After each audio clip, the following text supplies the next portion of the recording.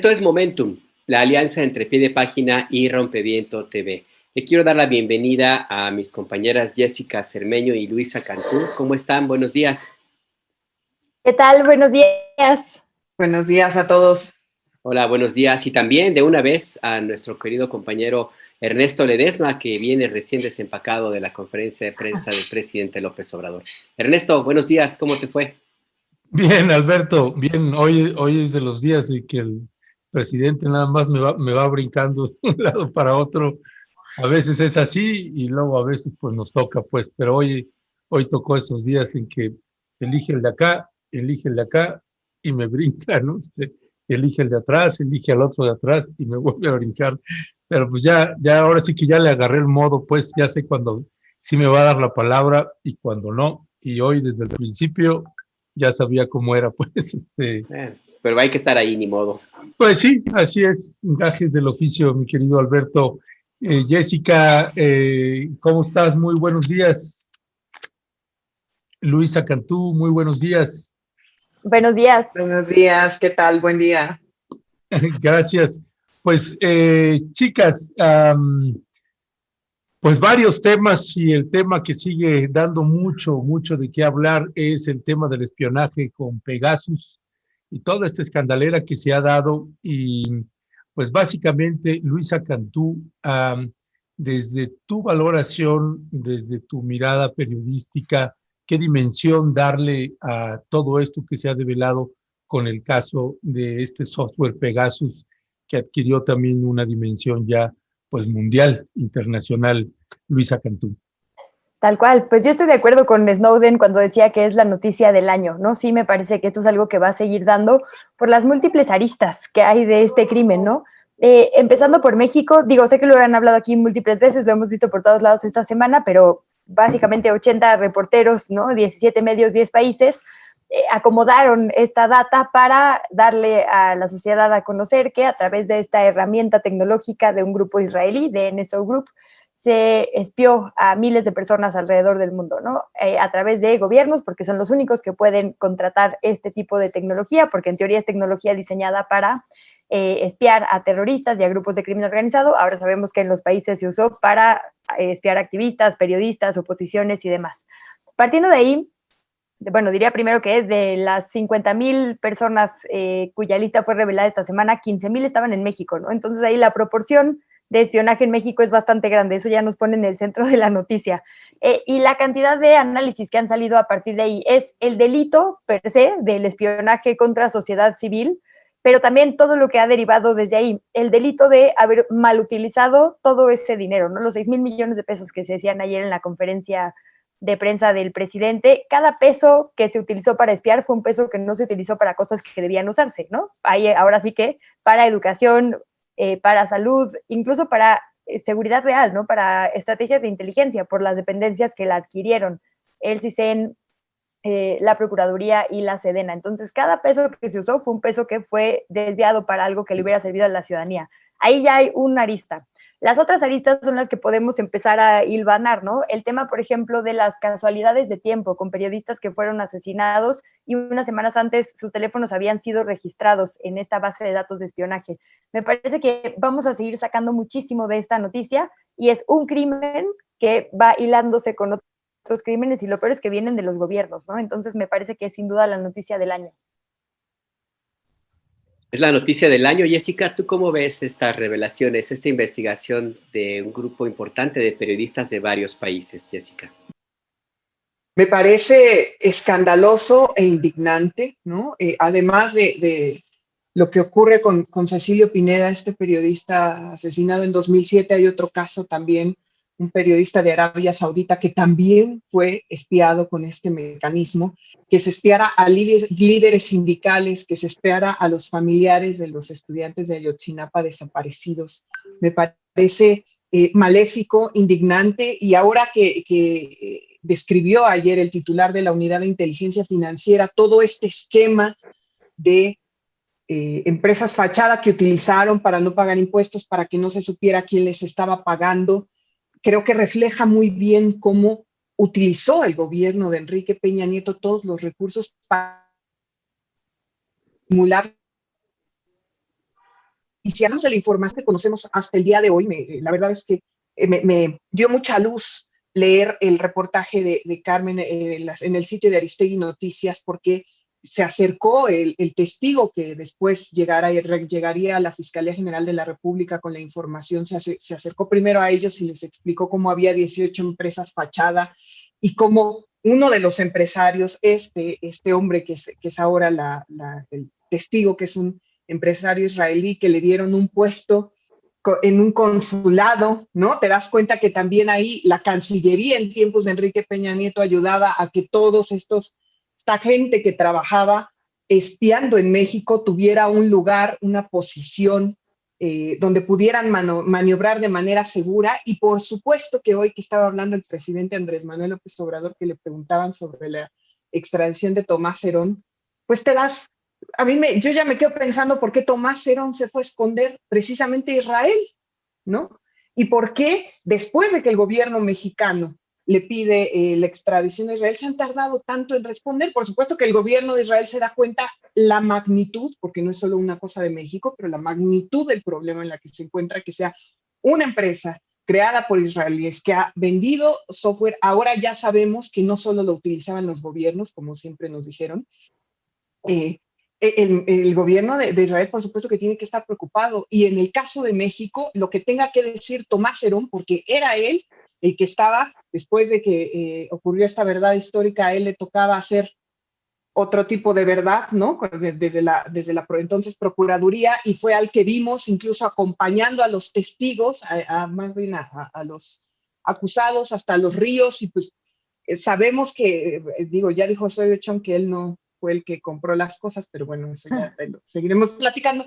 Pero sí me parece que es toda una red internacional, un entramado internacional que te deja ver muchas cosas. Entonces, nada más finalmente, para terminar esta participación, me quiero referirme al reportaje que saca hoy El País de Pablo Ferri, de cómo también esta empresa, que fue cateada hace unos días relacionada con NSO Group, le vendió aceite, le vendió juguetes a la Secretaría de la Defensa Nacional en tiempos de Peña Nieto. Todos ese tipo de cosas esos formatos se utilizaban para darle servicios. Una empresa de espionaje que incluso tiene pilotos, que tiene aeronaves, vendía juguetes. La verdad es que a mí me parece que apenas estamos empezando a ver la magnitud de esta red, que me parece espantoso, ¿no? Y muy preocupante, como bien dice Luisa, muy preocupante. Pues Luisa Cantú, esto que señala ahorita Jessica Cermeño con respecto del artículo de Pablo Ferri, pues a quien le vendían era la Sedena, aceite y juguetes. Y pues, ¿quién era el secretario de la Defensa Nacional en el sexenio de Enrique Peña Nieto? Pues un conocido general que ya está de regreso aquí en casita, bien guardado, intocado. Eso es por un lado. Y por el otro, esta empresa israelí, NSO, se atreve a hacer un llamado, pues tipo el que hicieron los zapatistas en 1994, y dice, ya basta de estos ataques contra nosotros y contra nuestra empresa. ¿Qué decir de esto, aunándolo con esto que hoy habló precisamente el presidente de la República sobre este tema? Sí, investigará a fondo cualquier prueba creíble de uso indebido de sus tecnologías, como siempre ha hecho. Ya no jugará más a esta campaña despiadosa y calumniosa, ¿no? Son las declaraciones que hace esta empresa después de todo lo que sucedió esta semana. No me imagino cómo tendrían que responder, porque la verdad es que las acusaciones son muy serias y no son en un país. Y solo para apelar a la lógica y al sentido común, ¿no? ¿De qué tamaño tendría que ser la campaña para que hayan participado periodistas de todos los países y gobiernos de todos los países? Porque ya efectivamente hay respuestas también de gobiernos que confirman este mal uso de tecnologías, ¿no? Es el caso de nuestro país.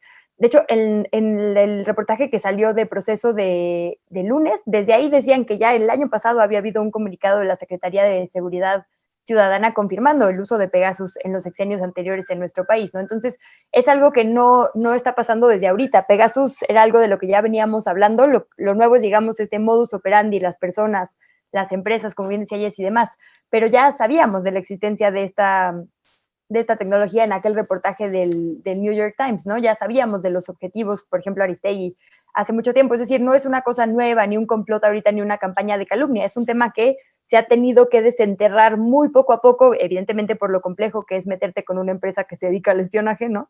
Y lo han hecho periodistas de múltiples naciones simultáneamente, también un poco porque es la única forma de hacerlo, ¿no? Todos los grandes reportajes de entramados, no sé, ¿no? Como cualquier leaks o cualquier entramado de estos tiene que trabajarse en grandes equipos de periodistas porque es la única forma de organizar la data de tantas naciones. Entonces, solo por sentido común, yo diría, no podemos apelar a que sea un complot de tantas naciones y tantos gobiernos. ¿Cuál sería el interés de tirar a una empresa de tecnología, no?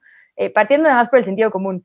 Y ya todo lo demás, digo, creo que tienen una responsabilidad por lo revelado ahorita y por todo lo que no se dieron cuenta, porque cuando tú eres un proveedor y tus herramientas se están utilizando para otras cosas que no son para lo que tú las fabricaste, tienes una responsabilidad. Es el debate que tenemos actualmente sobre las redes sociales, ¿no? Sí son redes para conectarnos, pero cuando hay discurso de odio o ataques dirigidos contra ciertas personas, las empresas tienen una responsabilidad de ser la vía por la que se usan, ¿no? Esto es lo mismo, es digamos, el debate tecnológico actual y tendrían que responder como lo han tenido que hacer todas las demás empresas del mundo a que se malucen sus tecnologías y ellos no lo hayan detectado, porque entonces claramente no son tan buenos, ¿no? Si no se dan cuenta para qué se están usando sus tecnologías de espionaje o son muy negligentes o de plano hicieron caso omiso. Gracias, Luisa. Pero es que aquí el tema, sí, la empresa NSO pues tiene pues, que responder a lo que considera que es un ataque, según ellos, injusto. A mí lo que me preocupa, Jessica, y no sé tú qué pienses, bueno, 15,000 teléfonos fueron los que se detectaron en esta investigación que se habrían eventualmente pinchado o siendo objeto de este software Pegasus. 15,000 solo en México, que es la cantidad bárbara, importante, la que dio pie inclusive a que se abriera esta investigación multinacional. Pero eso es apenas una parte de lo que se logró documentar. No tenemos claro si son todos los números telefónicos sujetos a un eventual espionaje, Jessica, pero lo más importante, que creo que ahí está algo grave, no sabemos si son los que se han detectado como los que contrataron esta licencia son realmente todos. Eventualmente pudiera ser que haya otros personajes que tengan acceso, hayan comprado esta licencia y estén todavía en actividad. La atención se ha concentrado en las autoridades, en los gobiernos de Felipe Calderón y de Enrique Peña Nieto, pero a lo mejor no son todos. Y el problema es que en la magnitud del daño, del espionaje y sobre todo el destino de la información que se recabe, no sabemos cuál puede ser, cuál peligroso puede resultar. Jessica, ¿qué reflexión tienes tú sobre esto? Que tienes toda la razón, Alberto, porque en realidad no se sabe tampoco cómo opera totalmente este software, ¿no? No sabemos, hablaba yo esta semana para una historia sobre esto que hice para Univisión, con un experto en ciberseguridad que es Israel Reyes, que ha estado en la Universidad de Harvard, en el MIT, ha asesorado gobiernos, y básicamente lo que me decía es que lo preocupante es cuando entra en uno de nuestros dispositivos, no sabemos si se replica a otros dispositivos con los que nosotros tengamos, por ejemplo, comunicación virtual de distintos protocolos. Por supuesto, me explicó las diferentes maneras que podría ser, pero tampoco sabemos efectivamente, Alberto, dónde se guarda esta información. No sabemos si es en Israel, si es en servidores de otro lado. Obviamente, así como está la tecnología, podría estar esta información guardada y supervisada por quien fuera.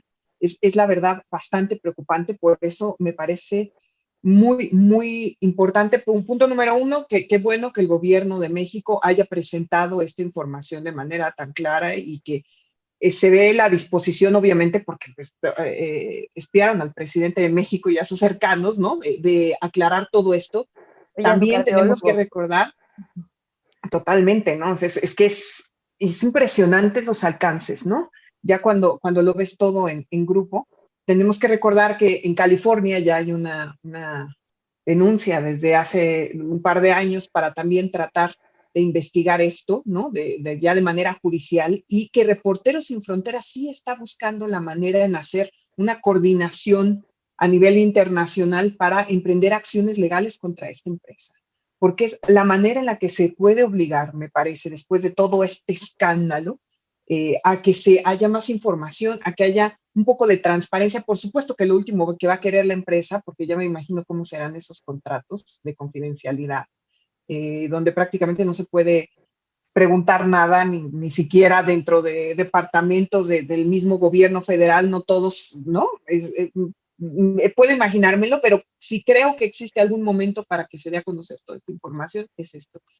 Y si hay, en el caso de México, un ex trabajador aquí que quiso aportar toda esta información, que por lo que dice el sitio de Aristegui Noticias está de conformidad con presentar todo esto a un juez, pues está avanzando. Estoy segura que en otros países habrá también algunos otros tipos de testigos y que habrá organizaciones como Reporteros Sin Fronteras que estén de acuerdo en tratar de protegerlos, porque esto obviamente pues son palabras mayores. Por supuesto, creo que todo lo que resta del año y el que sigue vamos a ver esta lucha a nivel internacional de muchos actores, porque fueron muchísimos los espiados y muchos de mucho poder, ¿no?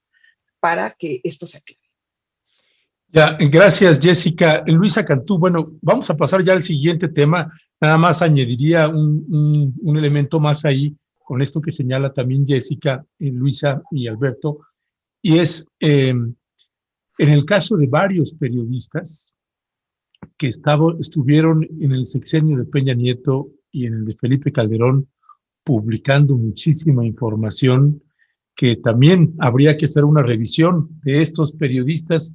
El primero que se me venía, ayer lo comentaba, Riva Palacio, que siempre lleva por lo menos 2 sexenios, por lo menos, si no es que más, siempre con mucha información filtrada desde la CEGOP o desde el CISEN, y que pues año con año, mes con mes, incluyendo este sexenio, pues lo hace público. ¿Tenemos pruebas sobre eso? No tenemos pruebas sobre que sea a través de Pegasus o de este tipo de softwares, pero lo que sí está clarísimo es que alguien desde hace décadas le hace llegar o se allega de mucha información clasificada que habrá que ver si estos periodistas, varios colegas periodistas, no están también vinculados con este software, con este espionaje, pues a otros colegas periodistas y a funcionarios públicos, presidente no solamente de México, sino de Francia o de cualquier otro país. Pues es un tema que va a seguir dando mucho de qué hablar. Pasando al siguiente tema, Luisa Cantú, pues la mañanera, ahora sí que ¿cómo es? Las mentiras, el quién es quién, el quién es quién, el quién es quién de las mentiras de los medios de comunicación, pues ayer le tocó a pues un colega que conocemos, a Julio Astillero. Así que yo te lo preguntaría desde 2 ángulos, lo que sucedió ayer en el quién es quién, Luisa. Uno es, bueno, en este caso es un colega que conocemos todas y todos y que tenemos pues una opinión sobre su trabajo periodístico. Y otra es el trabajo específico en concreto en términos técnicos, periodísticos, profesionales, del quién es quién en esta semana, el día de ayer que pasó. ¿Cuál es tu valoración sobre esto, Luisa Cantú?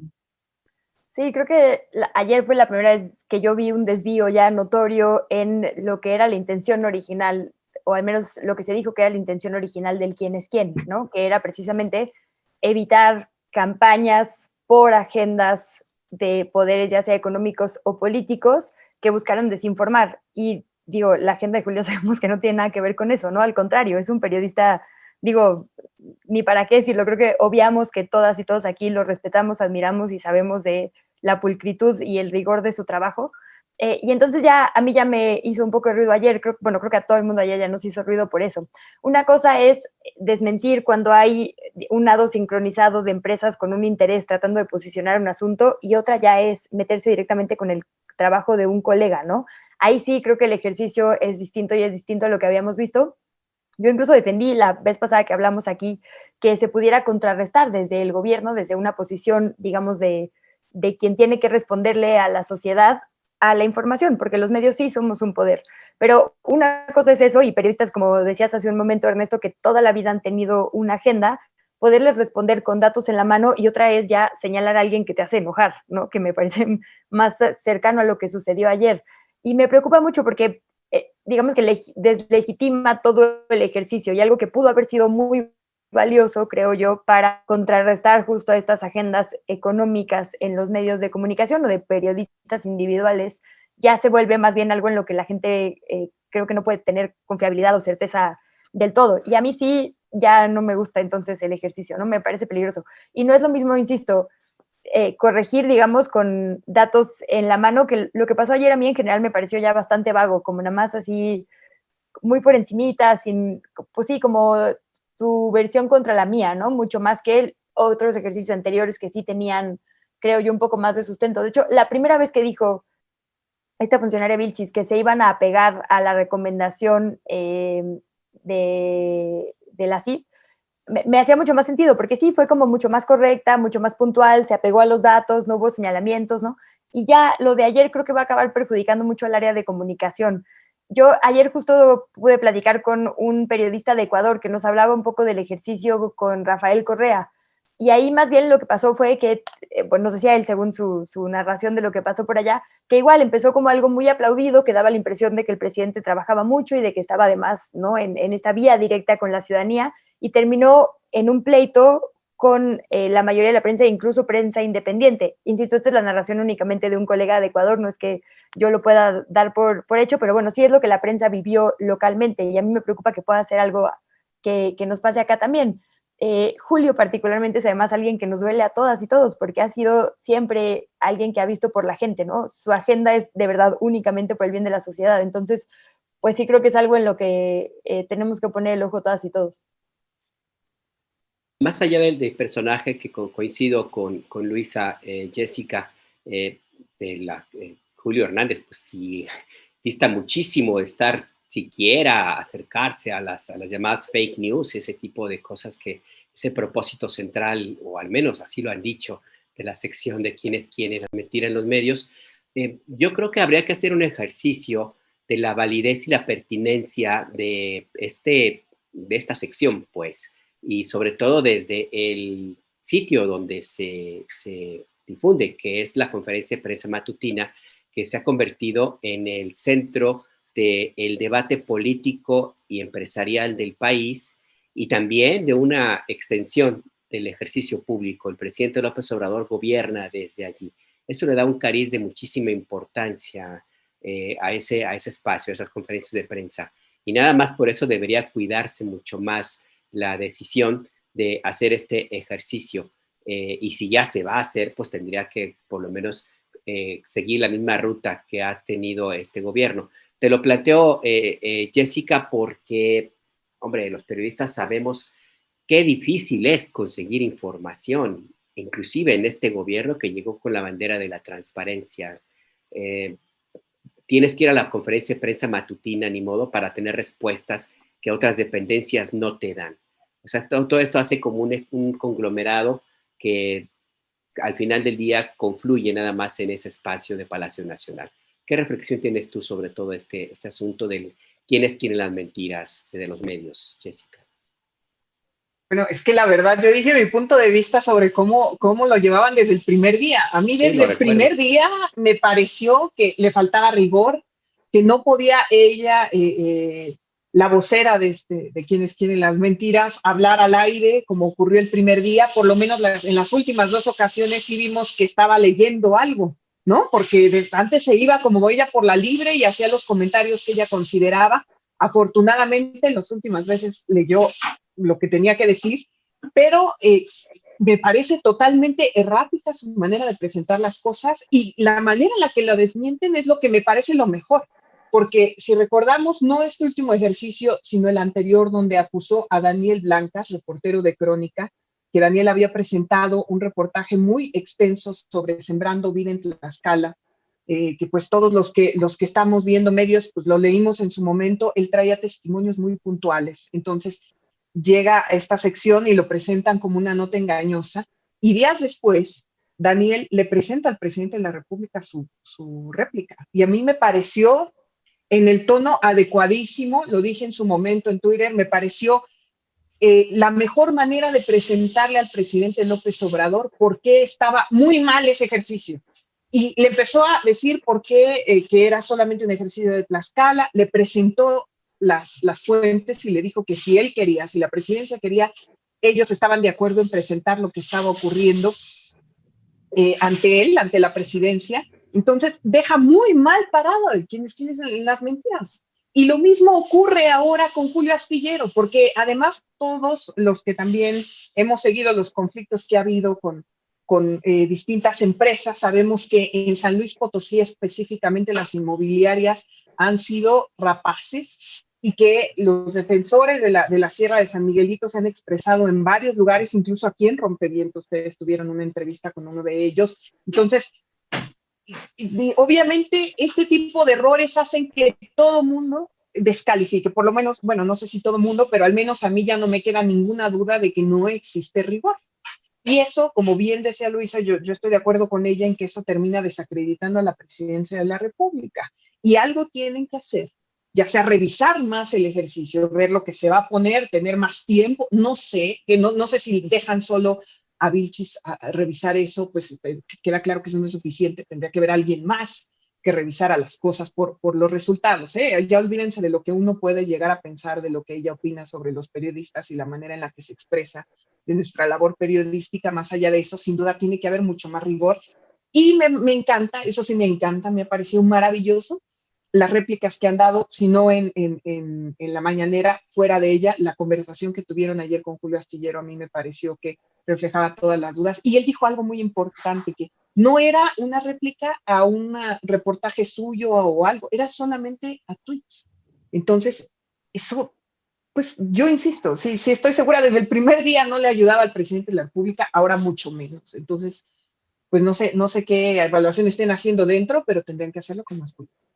Es que yo ahí puedo abrir un poco el debate porque me parece justo bien interesante. A mí, porque entonces, digamos, a mí sí me parece que debería ser un diálogo circular, porque es verdad, y lo vivimos durante años, y pongo algunos casos, es que no me quiero meter en esto, pero, por ejemplo, casos muy famosos de crímenes, ¿no? En nuestro país. Ciertas personas con amigos en medios de comunicación posicionan que alguien es culpable y ese alguien es culpable, punto, ¿no?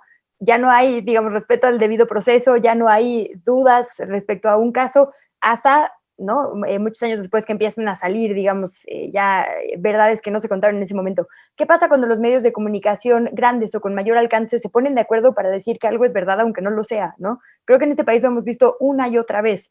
Ahí sí me parece que puede haber un ejercicio, digamos, de comunicación tal cual. O sea, que el gobierno al final sí tiene la obligación de responderle a la ciudadanía por todo lo que hace. Entonces, si efectivamente hay, es que no me puedo imaginar, por ejemplo, el tema de las vacunas, que no me parece tan grave, ¿no? Si se está posicionando en varias columnas o en varios medios de comunicación que se están guardando las vacunas, yo sí creo que el gobierno tiene derecho a decir, oigan, no, pues no revisaron bien, aquí están, ¿no? Lo que pasa es que es un tema de logística ABC, punto.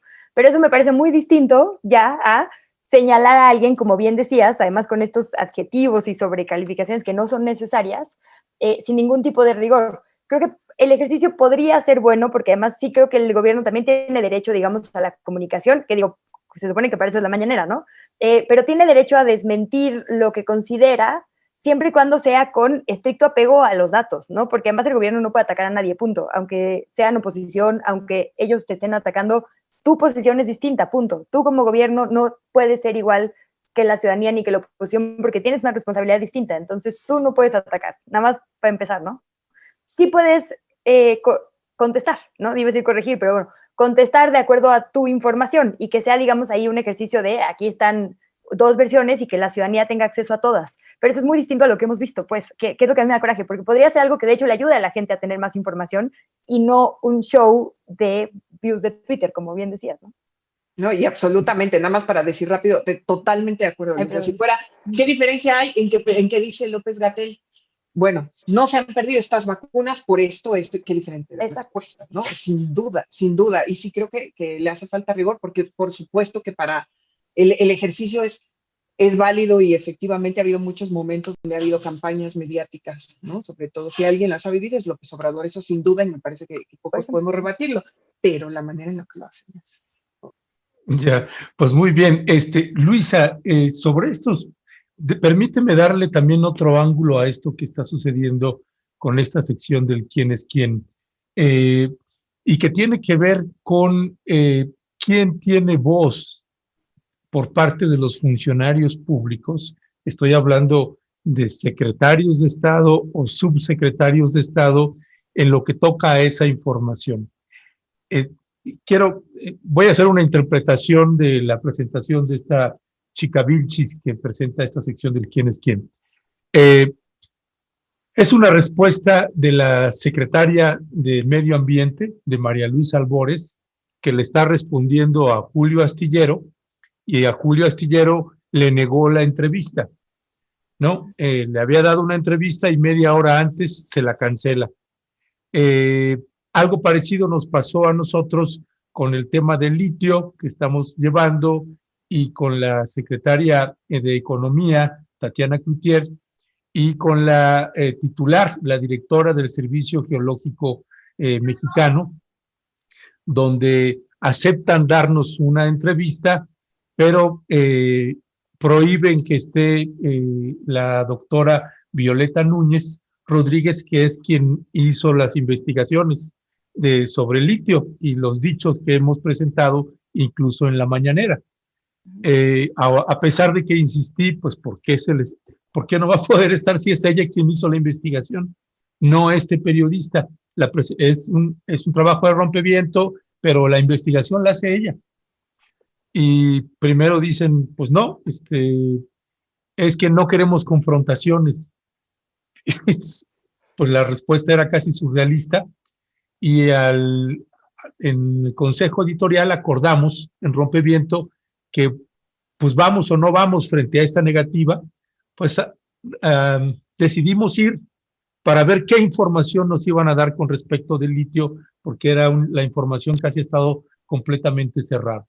Ya cuando fuimos a esa reunión, nos dijeron que no podía estar la doctora Violeta Núñez porque no era periodista. Cambiaron la versión. Finalmente, y para cerrar este punto, es que prácticamente ya es muy difícil conseguir entrevistas con secretarios de Estado que te den una información. La única vía es la mañanera. Y si a esta mañanera se le está añadiendo una sección como esta del quién es quién, y hay un trato como el de ayer a un periodista como Julio Astillero, pues prácticamente el vocero es el propio presidente en una mañanera, y todos los demás secretarios de Estado prácticamente están pues negados a dar entrevistas, Luisa Cantú. Sí, y además, digo, ahí lo complicado es que los secretarios, las secretarias y, digamos, rangos de sub después no están acatando esta política del presidente de prohibido prohibir, ¿no? Porque, digo, evidentemente el problema ya ahí remonta a mucho antes. Si no se están dando entrevistas o se están condicionando entrevistas a la prensa, creo que desde ahí deberíamos ya poner también un foco rojo. Al final, que no se nos olvide que la rendición de cuentas es una obligación de los gobiernos, pues, ¿no? Y la prensa es la vía para ello. A mí me parece, digo, terrible, no se ve que era algo sistemático, creo que vale la pena empezar a verlo así, que se nieguen entrevistas para rendir cuentas, porque es un tema que no es para Violeta, ni es para ti, Ernesto, ni para Jessica, ¿no? Es para la sociedad, pues la sociedad es la que se pierde de esa información, están negándole un derecho que además al que tanto apelan, ¿no? Que es el de estar correctamente informadas e informados a la sociedad, y eso a mí sí me parece muy grave. Digo, no sé ahí cuál sea la organización, porque ahora que decías, ¿no? Porque no es periodista, bueno, hay doctores en varias estaciones de radio, en programas de la tarde, que tienen de fijo a subsecretarios y secretarios participando. Entonces ahí a mí me hace un poco de ruido, porque hay ciertas distinciones, ¿no? La SRE, pienso en Roberto Velasco, que de verdad está cada semana con Leonardo Curcio, que no es tampoco necesariamente periodista de profesión, pero hace periodismo, lo mismo que Violeta, ¿no? Entonces, ¿cuál va a ser el criterio? Ahí creo que sí es importante que si va a haber uno, pues que sea público y que sea transparente. Yo hablaría evidentemente a que no lo haya, porque insisto, es una obligación. Creo que estamos mal acostumbrados en este país a que por muchos sexenios te dijeran, ay, sí, pero cámbiame a tu reportero, ¿no? Que ese no venga a la conferencia de prensa, o ya no va a entrar a los desayunos de preguntas porque nos incomoda, o publicó una nota y entonces cámbiamelo de fuente. Y creo que por muchos años los medios tuvimos esa mala relación con el gobierno, que el gobierno podía dictar quién le pregunta y quién no. Y yo pensaría que si de verdad vamos a hacer una transformación, todos, porque los medios también se están transformando junto con este gobierno, lo primero que tendría que pasar es un cambio ahí, ¿no? Que no se condicione ni cómo ni quién le pregunta al gobierno. Porque, como bien dice, solo así podría ser válido, justificable que exista un quién es quién. Si ya estuvo toda la información a disposición de las y los periodistas y aún así hubo una intención de tergiversar, tendrían derecho a responder. Pero si la negaron de origen, pues yo no le veo ahora sí ni pies ni cabeza a esta sección y a que se le responda a la prensa. Ahora, digo, ahí también para eso hay un área de comunicación con un periodista de la trayectoria de Jesús, ¿no? Jesús fue, digo, uno de los grandes luchadores, creo yo, en otros sexenios para que no se manipulara a la gente. Entonces creo que también ahí, digo, por pura trayectoria propia, él tendría que ser una voz, digamos, en pro de la prensa y sobre todo de la prensa independiente. En este gremio, pues es así, creo que todas y todos nos conocemos bien, ¿no? Y eso es también la parte que a mí, pues me hace ruido, que hubiéramos esperado de ciertos colegas que tienen una trayectoria muy importante de lucha justo, que traten a la prensa como siempre pugnaron que se nos tratara. Entonces también hay un poco hasta por congruencia de proyecto, creo que es importante que se enderece ese rumbo. En alguna ocasión, en una reunión muy al inicio del gobierno del presidente Enrique Peña Nieto, Jessica, no sé si recuerdes tú esa reunión que hubo con corresponsales extranjeros, fueron varias, en la que me tocó a mí, yo le comentaba al entonces coordinador de comunicación de Peña Nieto, David, yo le comentaba a David Peña, según recuerdo, que me era mucho más fácil para mí, me había sido más fácil entrevistar al presidente de Guatemala o al ministro de Defensa de Honduras a que me tomara la llamada siquiera el subdirector de prensa de la entonces PGR, que era una forma para mí de hacerle patente lo difícil que es el encontrar respuestas en ese gobierno que había sido del desgobierno de Felipe Calderón y que también una forma de alertar de que esa política de incomunicación o de comunicación selectiva solamente les perjudicaba y que debían corregirla. Pues no pasó nada. Cuando llegó este gobierno del presidente López Obrador, pues yo personalmente tenía la esperanza de que esta situación cambiara y de hecho fue la oferta que hubo en su momento de esta administración. Pues no ha pasado nada, sigue siendo muy difícil encontrar información fuera de la conferencia de prensa matutina e inclusive en la conferencia de prensa matutina, Jessica, también es muy difícil encontrar respuestas concretas. ¿Tú crees que ese momento, a 3 años de la administración actual, de que se hiciera una revisión también en este campo, qué debería corregirse, qué no debería hacerse? ¿O tú ves ya desde tu óptica, tu posición como corresponsal extranjera, ves que esto no va a tener remedio y que va a seguir la misma ruta? ¿Qué evaluación tienes? Bueno, la verdad es que yo sí creo que han pasado cosas, ¿no? La mañanera sin duda es esa.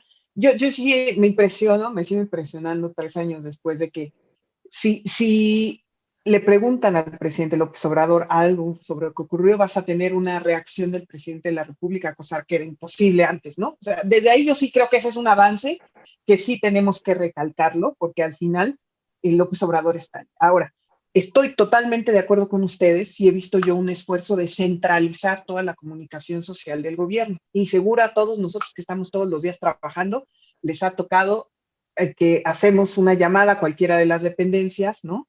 Sea desde Cancillería hasta Semarnat, donde sea, y te dicen, espérate a la mañanera a ver si el presidente la responde. Nosotros ahorita no podemos decir nada, ¿no? Eso a mí me ha pasado, me pasa por lo menos una vez a la semana, ¿no? Y tiene que ver desde secretarías hasta Instituto Nacional de Migración, que ahora ustedes saben, bueno, en mi caso es muy importante lo que ocurra. Sí creo que eso, hay un esfuerzo muy claro y me parece que es una orden, si lo veo un poco así, de que todas las respuestas se den en ese espacio porque el presidente, digamos, de alguna manera puede controlar la respuesta y no le ocurre lo que ocurre a veces que llevan un planteamiento y Andrés Manuel dice algo y le dicen, no, pero es que su funcionario dijo esto. Y entonces queda evidenciada toda la administración pública federal en una descoordinación impresionante, ¿no? Incluso Ernesto en algunas ocasiones lo ha logrado evidenciar en algún ejercicio de la mañanera, pero no, yo sí no veo que vaya a haber algún cambio en el sentido de que se den más entrevistas. La verdad es que si se dan cuenta cuántas entrevistas ha dado el presidente de la República no es algo que a él le guste, él prefiere la información así. Los funcionarios en general, ahora sí he visto, por ejemplo, que ha dado el canciller algunas entrevistas a algunos canales de YouTube, ¿no? Que son más afines a la 4T, que yo lo siento así, pero no veo que haya un interés por individualizar o por seccionar, porque no sería según el individuo, sino más bien por las secretarías. No lo veo. Y así como ha pasado, yo creí que, por ejemplo, en el caso de Penny Ley Ramírez, que recuerdan que ella también tenía una entrevista con el titular de Cofepris cuando fue todo el rollo de Cancino y que ella llegó a la entrevista y le dijeron que no se le iban a dar. No, me parece que de todo el espectro, ¿no? Periodistas de todo el espectro periodístico han tenido pues esas respuestas. Yo creo que, si bien, insisto, hay que reconocer muchísimo la existencia de la mañanera, que no existe en otro lado, sí tendría que hacerse evidente que las respuestas especializadas, las respuestas que a veces requerimos nosotros muy específicas para los textos, para las investigaciones que estábamos haciendo, las historias humanas que estamos haciendo, que no tendrían que ver a lo mejor con la presidencia de la República, tendrían que resolverse de una manera más tradicional. Es decir, un encuentro así, pero no veo el interés de la presidencia de la República. Al contrario, creo que cada vez más, para evitar conflictos, para evitar dobles versiones, ocurrirá esto, ¿no? Y sí es una pena porque te deja un poco saber que te iban a dar una entrevista y te dicen, oye, pero no, que no vaya ella, me parece que no, insisto, no ayuda a la presidencia de la República ni imagen. No sé. Luisa. Y además, ahí las paga todas el presidente, que es lo que no querríamos, ¿no? Porque al final todos los temas acaban en una persona en vez de en 30, y entonces acaba siempre pagando los platos rotos de cualquiera de sus subordinados o subordinadas el presidente, que tampoco tiene ningún sentido, pues. Y yo ahí sumaría la discusión sobre los organismos autónomos, porque se acuerdan que evidentemente todo este sexenio ha estado bajo la lupa, la COFESE, el INAI, el INE, ¿no? Y demás. Yo con la COFESE, la verdad, sí tengo muchos cuestionamientos, con el INAI, la verdad, no. Y justo si el proyecto del presidente era esto, que desaparezca este órgano que nos cuesta dinero y que cada secretaría esté obligada a dar la información, pues tiene que primero poner el ejemplo, ¿no? Porque si no va a estar muy difícil. Y si el ejemplo es el contrario, pues con mayor razón se va a defender al INAI. Insisto, en el caso específico de este, creo que hay otros que sí podríamos discutir, pero particularmente yo sí creo que ha servido mucho eso, ¿no? Para poder pelear archivos, documentos históricos, demás, y bueno, para que las dependencias mínimo respondan de alguna manera cuando te dicen esto, ¿no? Que no venga tal reportero o reportera. Sí, de hecho, Jessica, Luisa, pues nos pasa y le acaba de pasar también a Julio Astillero, ayer precisamente, que tenía programada una entrevista con un funcionario y después de la mañanera, pues le cancelaron la entrevista. Cuando en nuestro caso tenemos alguna discusión o debate, como le quiera usted llamar, con el presidente en la mañanera, pues toda esa semana o los siguientes 15 o 20 días, pues se nos cierran todas las posibilidades de obtener entrevistas con algún funcionaria. Nos cuesta mucho cuando hay es decir, que hay rebotes de muchas maneras de lo que sucede en la mañanera y como bien dices, Luisa, pues todo se termina concentrando en una figura como el presidente de la República, lo que me parece que valdría la pena para ir ya cerrando, ya no nos va a dar tiempo para el siguiente tema que teníamos preparado, pero para ir cerrando, Luisa Cantú, ¿cómo cerrarías con una reflexión sobre esta sección del quién es quién? Me parece que hoy está cumpliendo, ¿es la cuarta semana o la tercera? No recuerdo. Fue ayer, ¿no? La cuarta, fue la cuarta. Entonces, pues que pues varios defendimos, yo defendía a esta chica Vilchis, y ya me dijeron, no le digas chica, pues a esta chica Vilchis. Bueno, ¿qué decir? Es una sección que tiene que seguir, que no debería seguir, que se tiene que modificar radicalmente. Es la sección, es la emisora, es la orden. ¿Cómo leerlo? ¿Cómo interpretarlo ahí, Luisa Cantú? Yo defiendo, como creo que he defendido en otras ocasiones, el ejercicio, digamos, que haya la posibilidad de que el gobierno responda a la prensa, Creo que eso me parece muy defendible, creo que está en su derecho, efectivamente.